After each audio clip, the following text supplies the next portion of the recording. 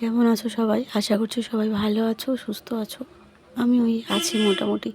নতুন একটা ব্লগে তোমাদের সকলকে জানাই অনেক স্বাগত আর অনেক অনেক ভালোবাসা। এখন বাজে সকাল 8:30। তো এখন থেকেই আমি ব্লগটা শুরু করছি।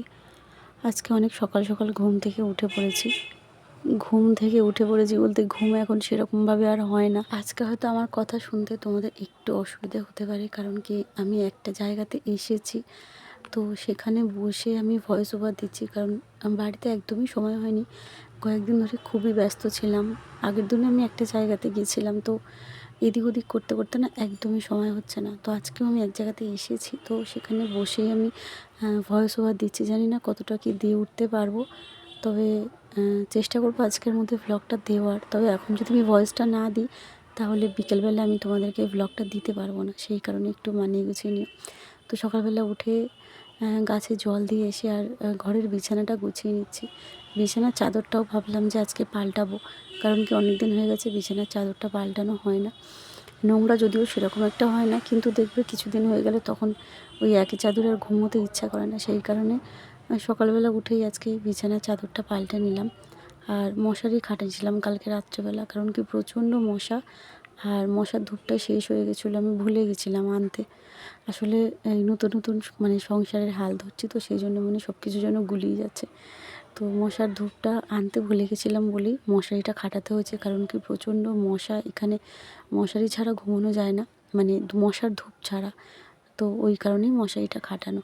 তো সমস্ত বিছানাপত্র গুছিয়ে আর এদিকে জানলাটাও পরিষ্কার করে নিচ্ছি। বানুর খাঁচাটা পরিষ্কার করে সুন্দর ভালো কাপড় পেতে দেবো। আর আমাকে আমার অনেক বোনেরা বা দিদিরা মেসেজ করছো, মানে কি হয়েছে না হয়েছে। আমারও চোখ মুখ ঠিক লাগছিল না। সেদিনই আমি তোমাদেরকে বললাম যে ওর চোখ মুখটা মানে আমার ঠিক মনে হচ্ছিল না। যে দেখবে একটা ছাদের তলায় যে থাকে সেই বুঝতে পারে। আমি অনেক দিন ধরে এটাই বলার চেষ্টা করছিলাম যে ওর চোখ মুখ ব্যবহার একদমই ঠিক লাগছে না, কারণ মানুষটা একদমই অন্য রকমের একটা মানুষ ছিল।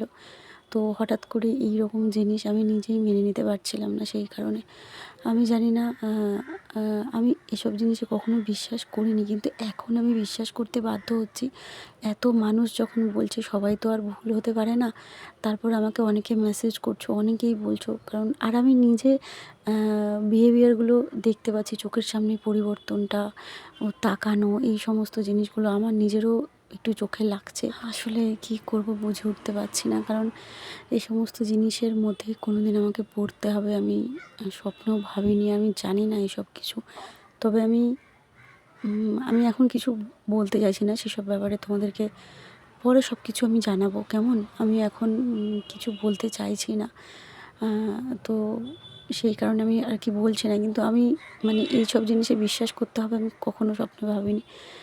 আমার যে দিনগুলো কিভাবে কাটছে, কোন পরিস্থিতির মধ্যে দিয়ে আমি যাচ্ছি, সেটা একমাত্র আমি জানি।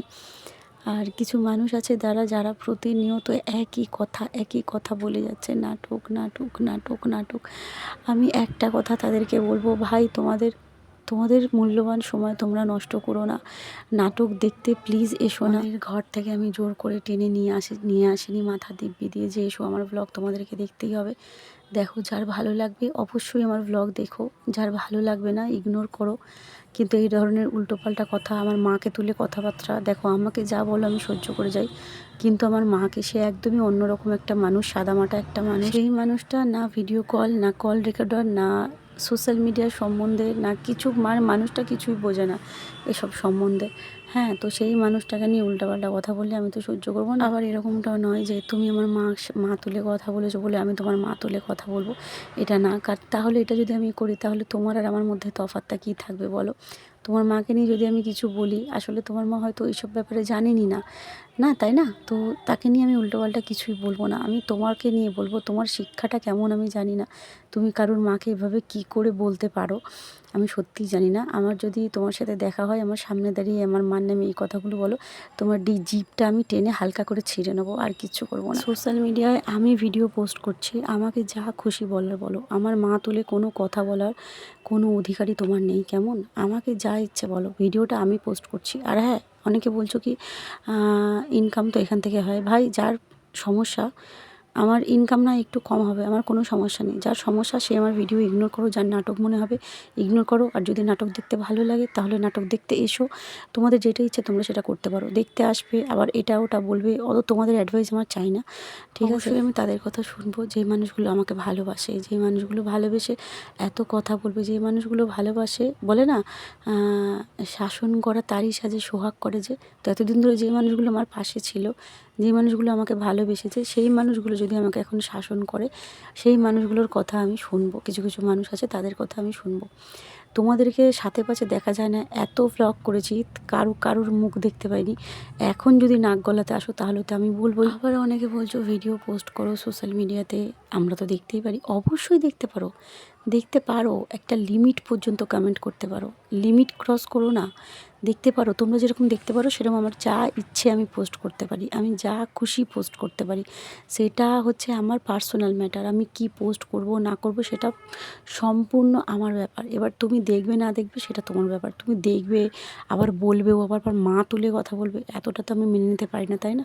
আমাকে যা বলার বলো, আমি ভিডিও পোস্ট করছি আমাকে বলো। আমার মা এসবের সম্বন্ধে কিছুই জানে না, তো সেই ক্ষেত্রে মা তুলে আর দ্বিতীয়বার কথা বলো না। এর থেকে বেশি কিছু বলতে আমায় বাধ্য করো না। আমার মা তুলে বলার অধিকার তোমাকে কেউ দেয়। আর একটা কথা, আমার মায়ের পায়ের ধুলোর যোগ্য তুমি হবে না, যে এই কথাটা বলেছ। আমি তুই বলে বলছি, আমার মায়ের পায়ের ধুলোর যোগ্য তুই হবি না। কেমন তুই যে আমার মার কথা বলেছিস না, আমার মায়ের এক কানাও তুই নস, তুই আমার মায়ের পায়ের তলার ধুলোর যোগ্য নস যে তুই আমার মাকে নিয়ে কথা বলবি। আমাকে বলছিলিস এতদিন সহ্য করেছি, কিন্তু মাকে তুলে কথাবার্তা কখনো কাউকে বলতে নেই। আর আমার মা সত্যি কথা বলতে আমাকে এরকম শিক্ষা দেয়নি, কারোর কোনো বিপদ হলে তাকে গিয়ে খোঁচা মারতে, খোঁচা মেরে কথা বলতে, কাউকে উল্টোপাল্টা কথা বলতে। এই শিক্ষাটা সত্যি কথা বলতে আমার মা আমাকে দেয়নি। আমি আজ পর্যন্ত কারোর খারাপে, কারোর দুঃখে আমি খুশি হই। আমি যা দেখলাম আমার এই বিপদের দিনে অনেকেই খুশি হয়েছে, বিশেষ করে মেয়েরা। যেসব মেয়েরা কখনো স্বামীর ভালোবাসা পায়নি, যত্ন পায়নি, সেই সব মেয়েরা বিশেষ করে খুশি হয়ে হিংসে, মানে এত হিংসে হতো তাদের আমাকে দেখে, সেই হিংসের চোটে এখন তারা অনেক কিছু কথা বলছে। আমি বুঝতে পারছি কোথা থেকে সেই কথাগুলো বেরোচ্ছে, হিংসে থেকে বেরোচ্ছে। তুমি অতিরিক্ত যত্ন পেয়েছো, তুমি অতিরিক্ত কেয়ার পেয়েছো। কেউ যদি কাউকে ভালোবেসে অতিরিক্ত যত্ন করে, কেয়ার করে, এখানে ভুল কোথায়? এখানে একটা মেয়ে সংসার চালাতে পারে, সত্যি কথা, একটা মেয়ে প্লেনও চালাতে পারে। একটা মেয়ে প্লেন চালাচ্ছে, সেখানে কিছু মহিলা মানে শুধু লোককে খোঁচা দিয়ে বেড়াচ্ছে, সমালোচনা করে বেড়াচ্ছে। তুমি ভাবো, আমি কিন্তু কাউকে গিয়ে একটা খারাপ কথা বলতে চাই না, খারাপ কমেন্ট করতে চাই না, কিংবা কারুর স্বামী যদি কাউকে যত্ন করে, কেয়ার করে, সেখানে আমি হিংসামিও করতে চাই না। তো আমি বুঝতে পারছি ঘটনাটা কী ঘটেছে। সবার দিন সমান থাকে না, জানো তো। আর মানুষটার উপর বিশ্বাস আমার এখনও যায়নি। আমি জানি মানুষটা আমাকে এখনও ভালোবাসে। আমি প্রাণপণ চেষ্টা করছি মানুষটাকে ঠিক করার, আমার সংসারটাকে আবার আগের মতন করার। তোমরা যারা আমাকে ভালোবাসো তারা আমাকে আশীর্বাদ করো, আমি যেন এই কাজে সফল হতে পারি। আমার সংসারটাকে আমি আবার আগের মতন ফিরিয়ে আনতে পারি, আমার সংসারটা ভাঙার হাত থেকে যাতে আমি রক্ষা করতে পারি। যাতে করে কি, যারা খুশি হয়েছে যে আমার এরকম হয়েছে, অনেকে আবার বলছে তোমার এই জন্য এত কষ্ট, হ্যাঁ না ত্যানা। এইখান থেকে আমি বুঝতে পারছি যারা যে জিনিসটা পায় না কখনো, তারা এই জিনিসটা দেখে হিংসে হতোই। মানে আমাকে যা যত্ন করতো, যা ভালোবাসতো, সেটা দেখে তাদের এটা হতো। সেই কারণে আজকে মুখ থেকে কথাগুলো বেরিয়ে যাচ্ছে। আমি এই বিপদের দিনে, বলে না বিপদে বন্ধু চেনা যায়, তো সেটাই হয়েছে আমার সাথে। যারা ভালো ভালো বলতো তারাই আসলে এখন বলছে ঠিক হয়েছে, ঠিক হয়েছে, বা কষ্ট পাচ্ছ, এই করো, তুমি যত্ন পেয়ে গেছো, তুমি ওই করে গেছো। কারোর স্বামী যদি কাউকে ভালোবাসে, যত্ন করে, এতে দোষের কোথায়? এতে তো ভুল কিছু নেই। আর প্রত্যেকটা মেয়েকেই যে সংসার সামলাতে হবে, ঘরে বাইরে কাজ করতে হবে, এরকম তো কোনো ব্যাপার নেই। কেউ যদি কাউকে ভালোবেসে যত্ন করে আগলে রাখতে চায়, সেটা খারাপের কোথায়? খারাপের কিছুই না। আমি মনে মনে বিশ্বাস করি, আর ভগবানের উপরে বিশ্বাস করি, আমার সংসারটা আগের মতো হয়ে যাবে, আবার সব কিছু ঠিক হয়ে যাবে। আর জয় আমাকে এখনও ভালোবাসে, এটা আমি মনে মনে এখনও বিশ্বাস করি। আমি কোনো ভুল করিনি। যাই হোক, কিছু মানুষকে অনেক অনেক ধন্যবাদ এই বিপদের দিনেও আমার পাশে থাকার জন্য, আমাকে এতটা সাপোর্ট করার জন্য। প্রত্যেকে ফোন করে খোঁজ নিচ্ছ, কী হয়েছে না হয়েছে।